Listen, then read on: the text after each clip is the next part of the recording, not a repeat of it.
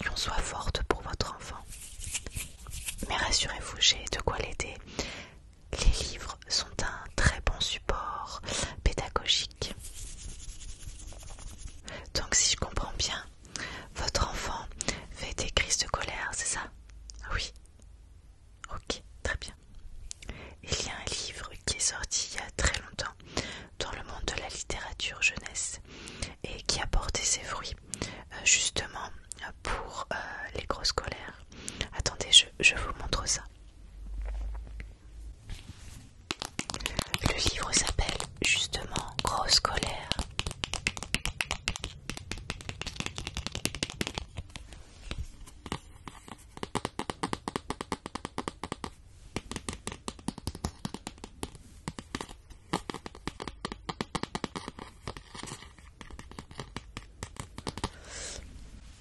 Alors si je comprends bien, votre enfant a 3 ans, c'est bien ça? Oui, alors c'est un livre qui peut être lu pour les enfants à partir de 3 ans. Après, il est possible de le lire en lecture seule quand l'enfant est lecteur à partir du CP, je dirais du 2e trimestre du CP.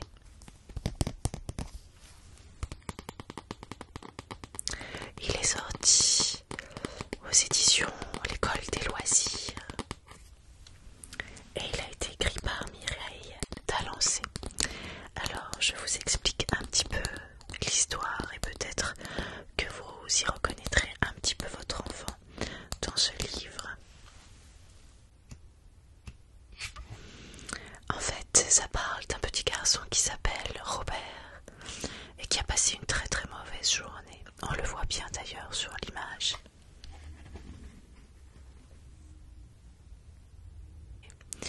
Il a un œil un peu fermé, comme si s'était pris un petit coup, les cheveux ébouriffés, sa raquette est cassée et ses chaussures sont toutes sales.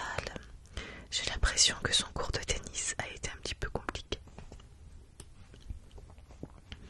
Et du coup son papa râle parce que il n'a pas tiré ses baskets au moment de rentrer à la maison et il a mis de la boue partout.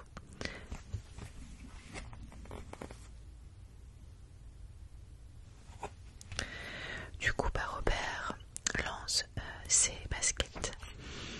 Et au dîner, ça va pas beaucoup mieux pour Robert puisqu'il y a des épinards à manger. Et c'est bien connu, les enfants et les légumes, c'est un petit peu compliqué.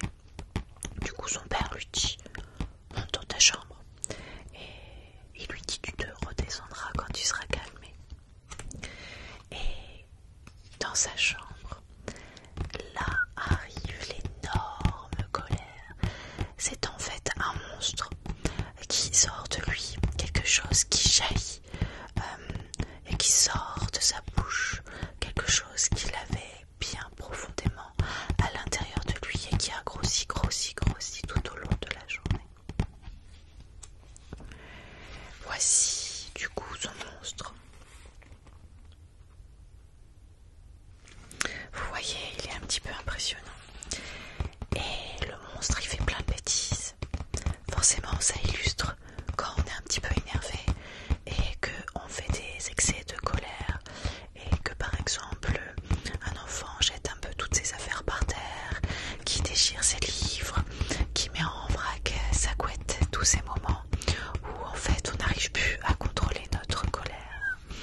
Donc Robert va apprendre à contrôler sa colère. Au départ, sa colère est vraiment très très forte et sa colère fait plein de bêtises. Et forcément, quand ça arrive au coffre à jouer, Robert n'est pas très content de ce qu'a fait sa grosse colère. Il se rend compte que se mettre en colère, ça casse ses jouets et que c'est pas forcément très bien. Donc du coup, il se calme, il apprend à se calmer tout seul et à faire diminuer cette grosse colère qu'il a en lui jusqu'à la mettre dans une petite boîte,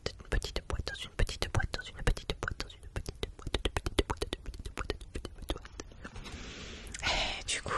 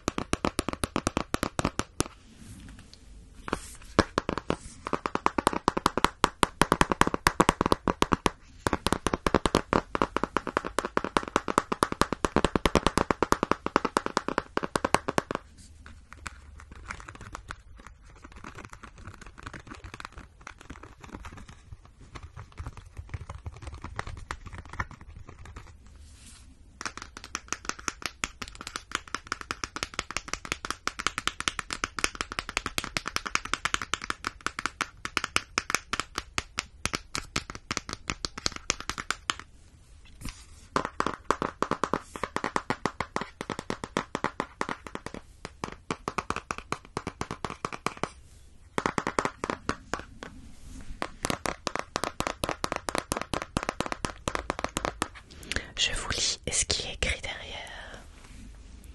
Gaston est une petite licorne comme toutes les autres, ou presque. Sa crinière arc-en-ciel change de couleur en fonction de ses émotions. Pour t'aider à nommer et apprivoiser tes émotions, découvre 3 histoires que Gaston. 3 séances de sophrologie enregistrées par Aurélie Djendjodjin à écouter sur le CD ou grâce au flashcode figurant dans le livre. À chaque histoire, son exercice de respiration. Je bouge, chasser le nuage. J'ai peur, l'armure de courage. Je n'arrive pas à dormir, la petite plume magique. Un recueil pour aider à dénouer des petits soucis en toute sérénité. Alors, il faut savoir que Aurélie Djendjodjin est donc illustratrice, mais elle est aussi sophrologue. Et elle exerce en école maternelle. Autant vous dire qu'elle sait très très bien ce qu'elle fait et que c'est très utile pour les enfants. Mon fils, pour tout vous dire, est un grand fan de Gaston. Et quand il a une émotion un petit peu forte, il s'arrête, il souffle et il me dit « Je fais comme Gaston ». Il existe plusieurs livres de Gaston. Celui-ci est sympathique puisqu'il y a à l'intérieur un CD. Du coup, l'enfant peut prendre le CD et le mettre dans le lecteur en toute autonomie quand il se sent un peu dérangé par ses émotions. Mais sinon, vous pouvez aussi le lire à votre enfant. Les illustrations sont très colorées, sont très mignonnes. Je vous montre un petit peu l'intérieur. Alors, là il y a donc 3 histoires. Il y a Je boude. Vous voyez, je boude. Alors, je boude. Au départ, on nous dit que Gaston ne sent pas très très bien. Et on nous dit que du coup sa crinière elle est magique. Et elle change de couleur en fonction de ses émotions. On demande du coup à l'enfant d'exprimer ses émotions et de montrer quel est le nuage ou le soleil ou l'arc-en-ciel qui montre ses émotions du jour et du moment. Ensuite, nous avons des petites histoires très courtes. Donc là, il y a 3 petites histoires. Par exemple, pour Je boude, Gaston, il est parti en vacances d'hiver avec papy et mamie, mais aussi sa cousine Joséphine. Ils sont heureux, du coup, de passer du temps à la montagne. Mais voilà, Gaston est un petit peu grognon parce qu'il jalouse un petit peu sa cousine, parce qu'il voudrait commencer la luge avant elle. Donc du coup, il n'est pas très content. Après, du coup, il n'a plus envie de faire la luge parce qu'elle a fait avant elle. On voit aussi Gaston qui boude parce que elle veut l'amener faire un bonhomme de neige, mais comme il est en colère contre sa cousine, il n'a pas du tout envie d'y aller. Bref, c'est des petites scénettes de la vie de tous les jours où l'enfant peut du coup s'identifier. C'est sorti chez Hachette Jeunesse. Je les trouve plutôt bien faits. Et à chaque fois qu'il y a une petite histoire, nous avons donc des mouvements de respiration pour chasser par exemple le nuage de poudrie. Donc voilà, on explique du coup à l'enfant qu'il est bon de fermer les yeux et d'imaginer ce gros nuage gris dans sa tête. Alors il inspire par le nez en gonflant son ventre. Gaston bloque sa respiration, puis avec sa tête il fait un grand rond en imaginant autour du lit tous les bons moments qu'il y apporterait du soleil et qu'il rate à cause du nuage de poudrie. Gaston souffle fort par la bouche et chasse ce gros nuage.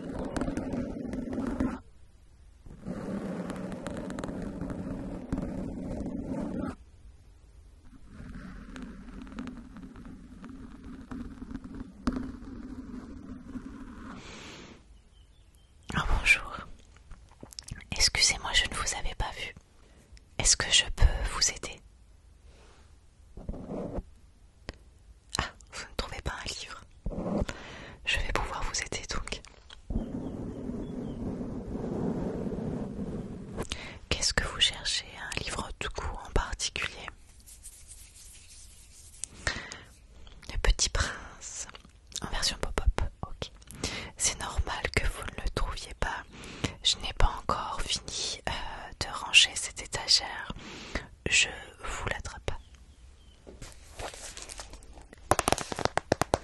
C'est un excellent choix.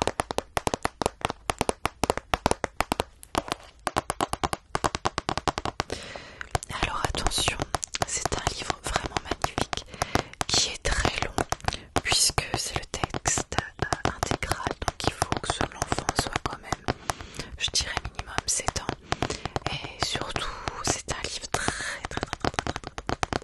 très fragile du fait que les pop-up soient très travaillés. C'est vraiment un livre de grand et un très beau livre d'ailleurs, c'est un très bon choix que vous faites. Je vous le montre un peu. Oui. Alors, par exemple, regardez la magie des pop-up.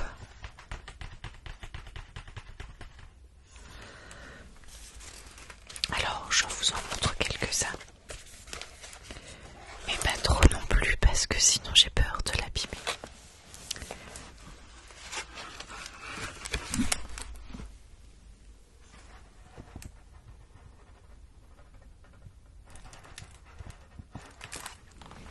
Vous avez vu cette merveille?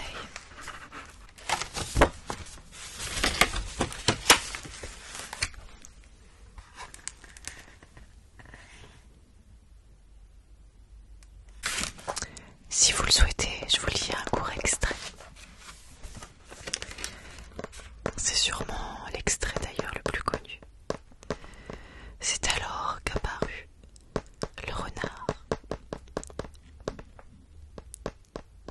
Bonjour, dit le renard. Bonjour, répondit poliment le petit prince qui se retourna mais ne vit rien.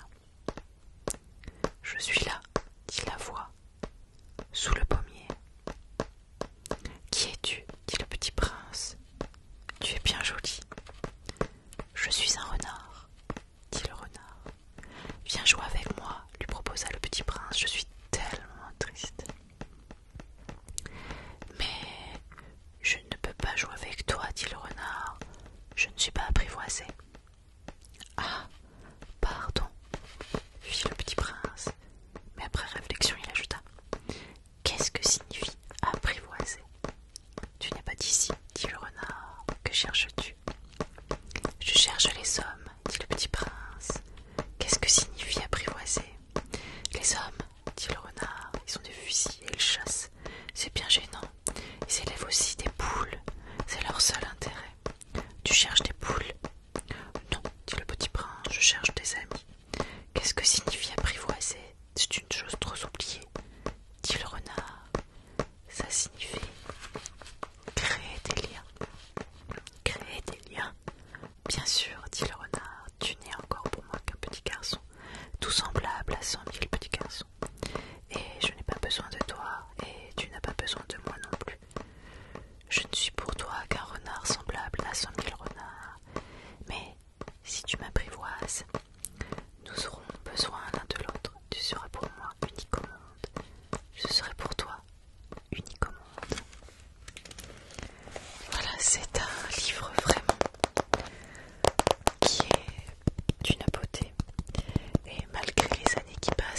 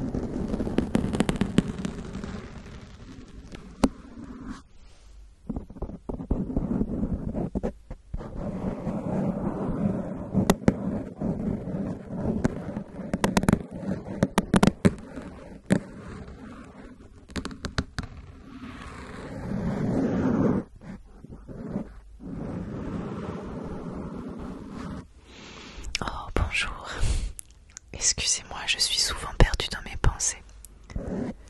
Puis-je vous aider?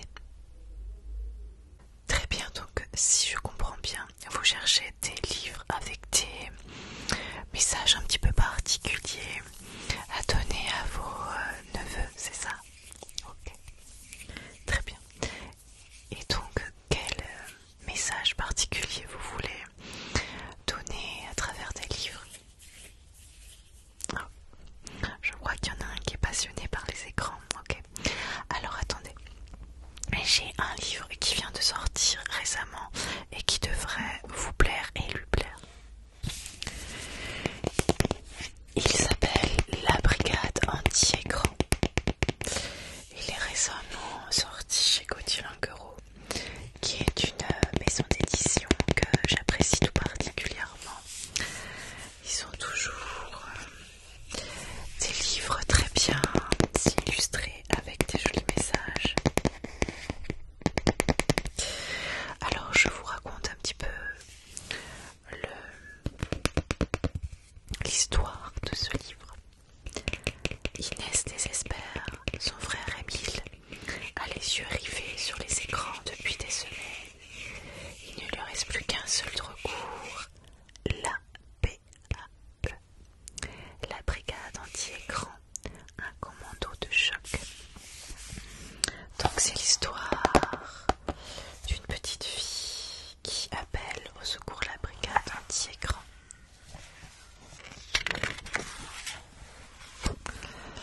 Ce sont des petits extraterrestres qui sont là pour faire décrocher les enfants des écrans. Et pour ça, ils utilisent tout plein de choses. Ils ont une brigade vraiment de choc.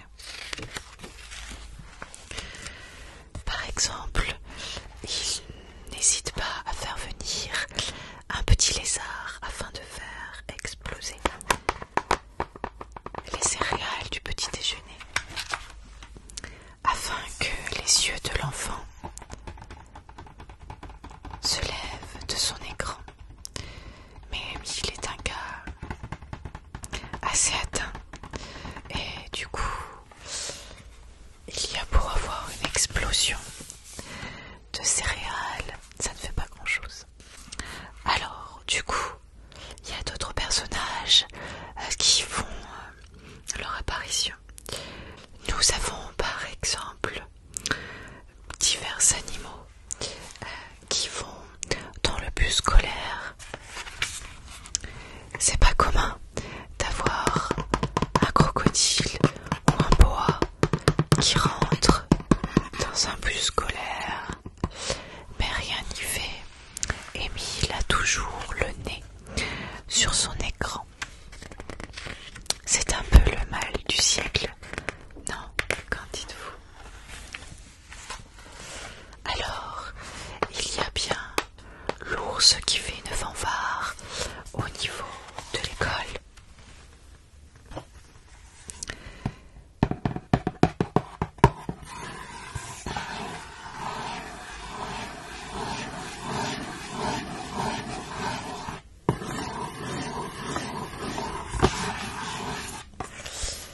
Mais Émile a toujours l'œil sur son portable. Alors ils ont fait plein de choses particulières pour essayer de le faire lever la tête. Mais c'est trop compliqué, c'est vraiment le cas le plus désespéré qu'ils n'ont jamais vu. Ils ont même essayé de l'enlever par des extraterrestres, le mettre dans une soucoupe, mais il ne s'est rendu compte de rien. Alors en fin de journée, sa sœur lui montre une vidéo sur son iPad retraçant toute la journée d'Émile. Et là, il a été assez surpris. Et forcément, il a décidé d'arrêter les écrans. Et ensuite, à la fin du livre, ce qui est assez amusant, c'est que c'est Émile qui appelle ensuite la brigade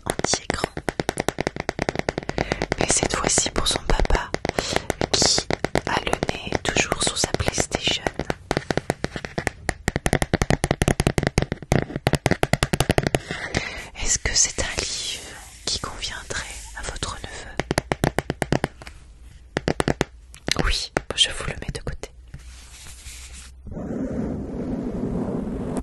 Quel autre sujet voulez-vous aborder pour votre nièce cette fois-ci? L'environnement. Ah ok. Alors, il y a un livre qui est sorti en 2020 l'année dernière que je trouve particulièrement chouette parce qu'il aborde un thème qui est rarement évoqué dans les livres jeunesse. On parle souvent des déchets, du recyclage, du plastique, mais on parle rarement des méfaits de l'huile de palme. Et j'ai trouvé un livre l'année dernière qui m'a vraiment marqué. Et du coup, je vais vous le montrer, vous me direz si ça vous convient ou pas. Il y a un orang-outan dans ma chambre. Alors, il est sorti chez Grunt. Et il est forcément en collaboration avec Greenpeace. Et la préface a même été écrite par une actrice assez engagée pour l'écologie. Il s'agit d'Emma Thompson. Je vous lis l'arrière. Une petite fille découvre dans sa chambre un orang-outan égaré, et le coquin a tout mis, sans dessus-dessous. Mais alors qu'elle lui demande de s'en aller, le petit singe s'explique. Chez lui, des humains sont en train de tout brûler. Pour la petite fille de 9 ans, il n'y a qu'une chose à faire, aider à sauver les orang-outans de leur forêt. C'est un livre qui est très bien fait puisqu'il explique aux enfants, mais aussi aux parents, que nous trouvons de l'huile de palme un peu partout.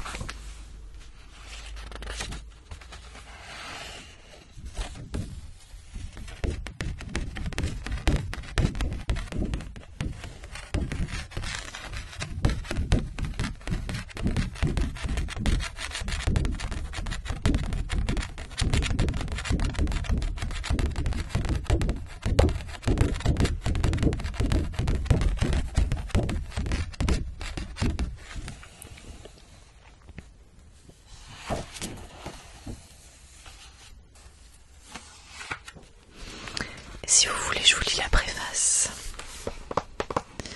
qui a été donc écrite par Emma Thompson. La première fois que j'ai vu un orang-outan, en vrai, je me dis de peur, je vais entendre du bruit dans les arbres au-dessus de moi. Quand soudain, il est apparu, se balançant de branche en branche en me regardant. Alors que je restais là, incapable de bouger, il est descendu vers moi pour mieux me voir.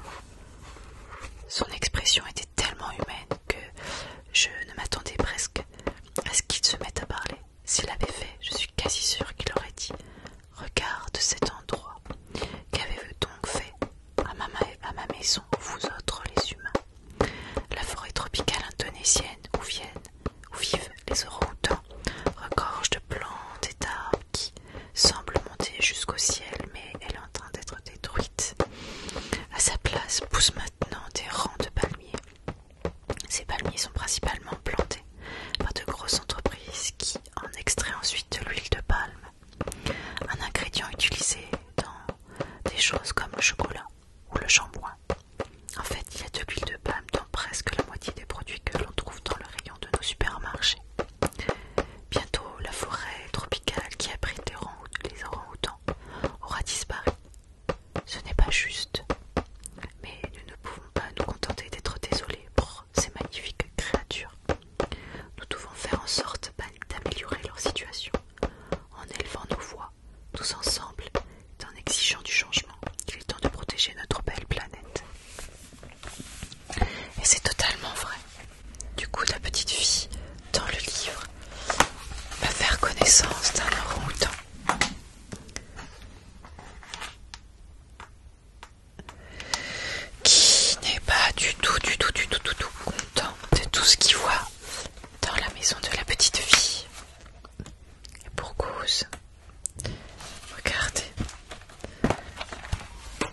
sa maison est en train de brûler.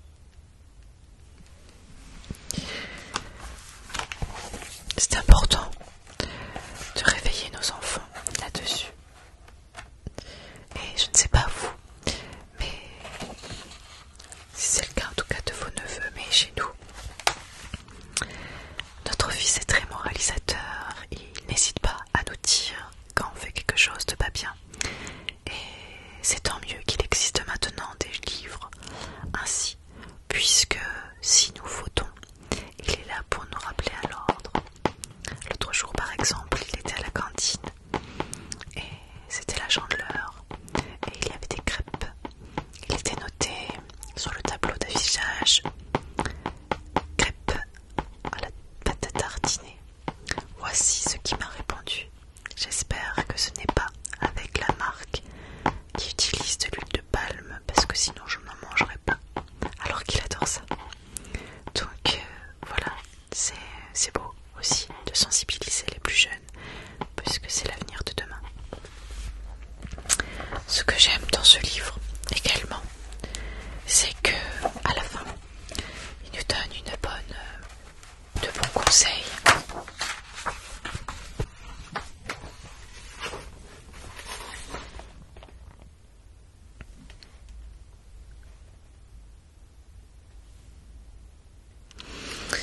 Il nous conseille donc d'écrire une lettre aux entreprises qui utilisent de l'huile de palme. Alors bien sûr, si nous sommes seuls à écrire, il ne se passera pas grand-chose.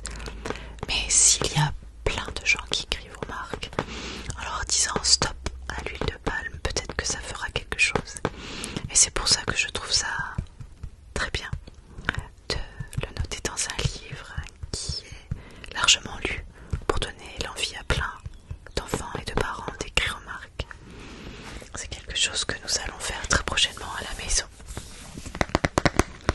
Est-ce que je vous le mets également de côté pour votre nièce? Oui. Alors je reprends. Du coup, la brigade anti-écran, et il y a un orang-outan dans ma chambre. En tout cas, merci de votre confiance. J'espère que vos neveux seront ravis de ces